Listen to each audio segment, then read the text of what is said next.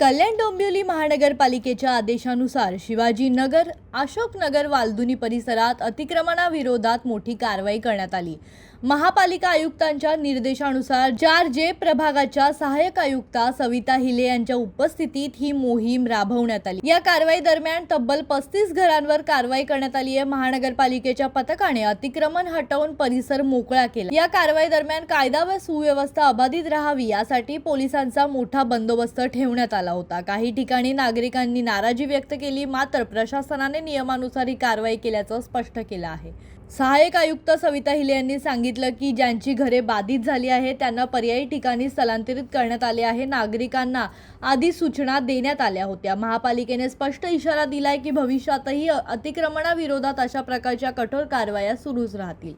आणि आयुक्त महोदय यांच्या आदेशानुसार विठ्ठलवाडी रेल्वे स्टेशन ते जगदीश दुग्धालय ते रोशन पेट्रोल पंप या उन्नत मार्गाचं काम चालू आहे। या मार्गामध्ये जे बाधित बांधकाम होते ते आपण निष्कासित करण्याचं काम करत आहे। कालपासून ही कारवाई चालू आहे। शिवाजीनगरचे काल 12 घरं काढण्यात आली, तशीच आज 13 घरं अशोकनगरमधनं काढण्यात येत। त्याच्यापैकी 35 घरं बाधित झाले होते, त्याच्यापैकी 20 घरांना आपण दिलेले आहेत। बाकीच्या घरांची प्रोसेस चालू आहे। कुठे त्यांना राहायची व्यवस्था? त्यांना 12वे इथे देण्यात आलेले आहे, तसेच खंबाळपाडे इथे पण दिलेले आहेत।